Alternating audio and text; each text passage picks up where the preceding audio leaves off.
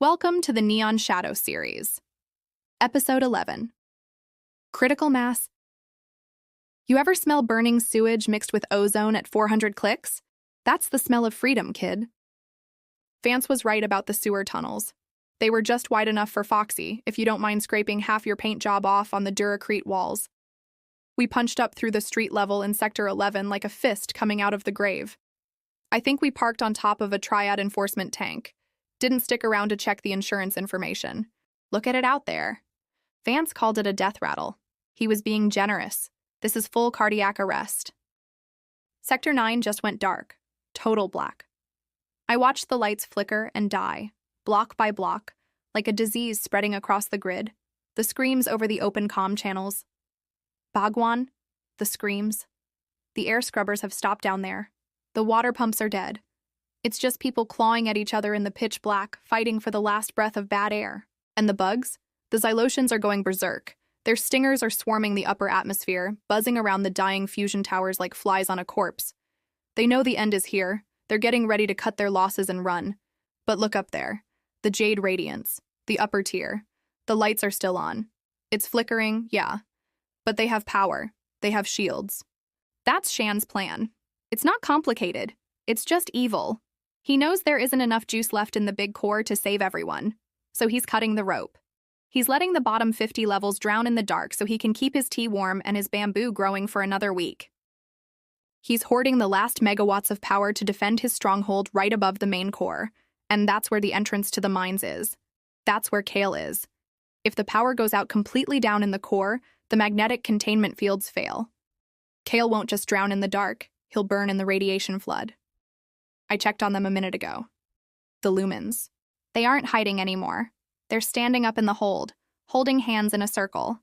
And they are bright. It hurts to look at them. It's a searing, white-hot blue. They feel the city dying. They feel the void opening up. Vance is in the co-pilot seat. He's strapping himself in. He's got that heavy repeater rifle across his lap and a bottle of moonshine tucked into his flight suit. He just looked at me and nodded. He knows what I'm thinking before I even say it. We're done running. We're done hiding in holes. If Shan wants to hoard the light, I'm going to kick down his front door and shove it down his throat. I'm setting a course for the center of the web, the most heavily defended airspace on the planet. Triad anti-air, Xylosian patrols, and a fusion core that's about to go supernova beneath us.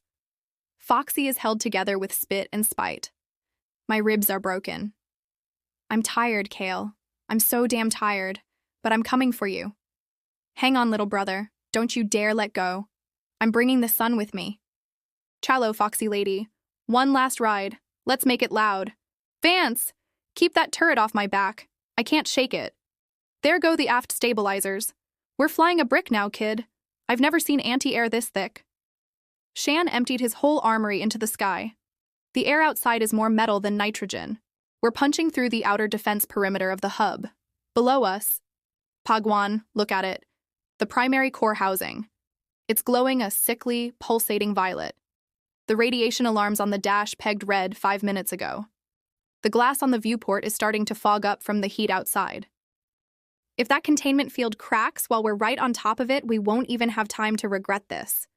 The lumens. They're reacting to the core. Their light, it's bleeding right through the walls. Foxy's reactor just spiked to 150% output. I didn't touch the throttle. It's them. They're feeding energy directly into the ship's conduits. The conduits are screaming. They aren't built for this kind of power, but we're moving faster than this old girl has ever gone. They know where we're going. They're pushing us toward the center. There it is. The Lotus Processing Facility, Shan's castle. The entrance to the mines is in the sublevels beneath it. They've got a deflector shield up, military grade. We bounce off that at this speed, we turn into paste. Vance just slapped a fresh power pack into his rifle. He's yelling something at me over the noise.